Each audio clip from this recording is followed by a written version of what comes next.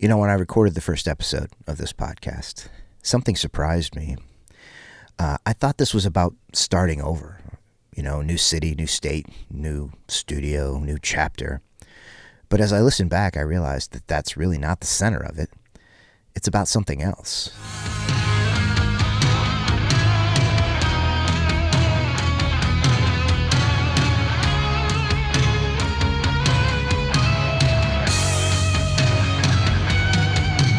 It's about finding my voice, not just as a singer, but as a musician, creator, a producer, honestly, as a person. This whole thing didn't start out as some grand idea. It started because my wife got a return to office order. We were living in Virginia at my house. We had been married about a year, and, everything was going great. There were a few situations in Ohio that needed to get resolved, and so when the return to office order came, we were a little bit blindsided because I think we were leaning towards staying in Virginia. I was playing in a couple of pretty established bands, and I had a career. But the Ohio offer intrigued me because her house was quite a bit bigger than mine. And I liked the area, and, she has a good job. And so we thought about it a lot, and we made the decision that we would move to Ohio. And I haven't regretted it. I love the room that I've built. I love that she gets to kind of reinvest in this home that she has owned for a very long time and really never got a chance to build out and make into what she wanted. And so we're happy here. But it wasn't the plan. And so in my mind, I was going to move to Ohio, rebuild my studio, rebuild my music career, and go right back into what I was doing. And the concept was that I was going to document the process of rebuilding what I had already built, because I knew how to build it, because I'd done it once. But that's not exactly what's happening here. At first, it just felt like, let's get back to what we were doing. But when the dust settled, I realized that for the first time in a long time, I had a window, a period where I could slow down, reassess, and invest intentionally, not just react. Instead of trying to immediately recreate what I'd already done, I leaned into building my infrastructure. I invested in this studio.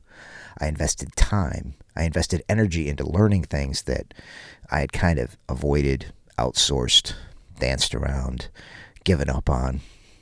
Recording, production, workflow, finishing things. This room became more than a workspace. It became a place where I could hear myself more clearly and where I could begin to envision things outside of the scope of someone else's vision. Most of my career has been spent inside other people's visions, other bands, other projects, other leaders. And there's nothing wrong with that. I learned a lot.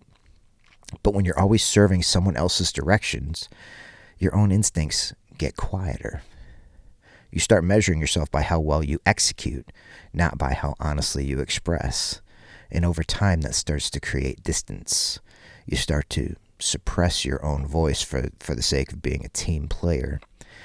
And I find myself in the position of being able to really think about what I want to do and how I want to do it, rather than how does this best serve someone else's vision. Even while I was in those bands, something kept tugging at me. Singing. Not because I thought I needed to be the front man, or not because I had some fantasy version of it, but because it felt unfinished. I started as a singer in elementary school. I was in the choir, and then I was in the advanced choir. But when middle school came up, the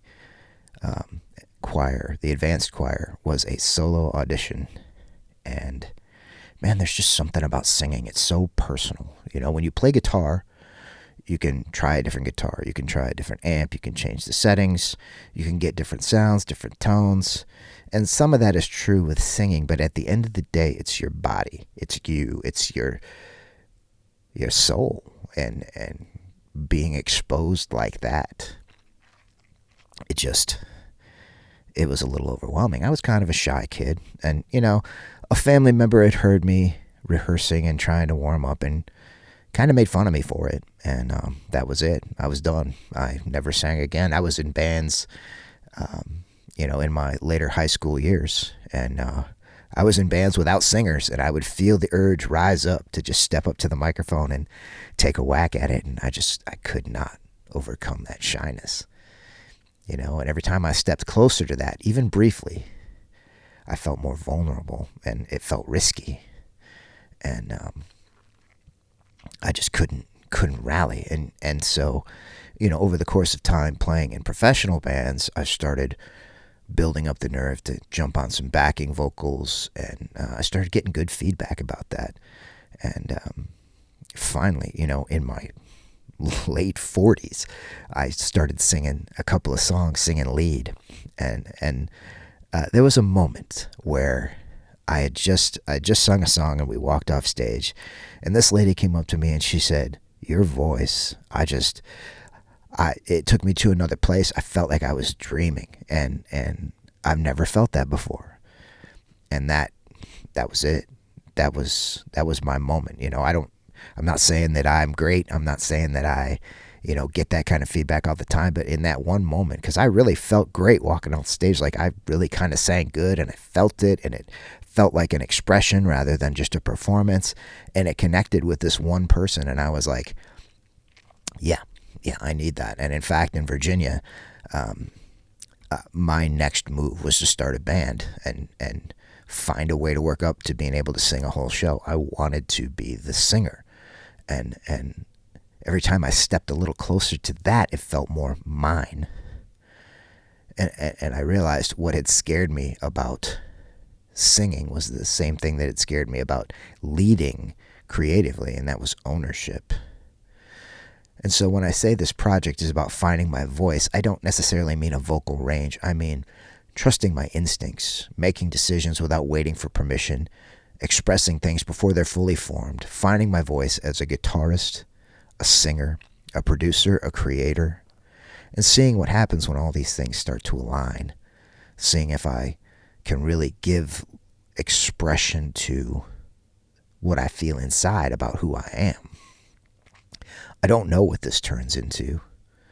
I don't know where it leads, but I know this. Starting over gave me space. It gave me a chance to pause and think about it. This studio gave me a container, and this podcast gives me accountability, not to an outcome, but to honesty. So this episode isn't a declaration, it's recognition.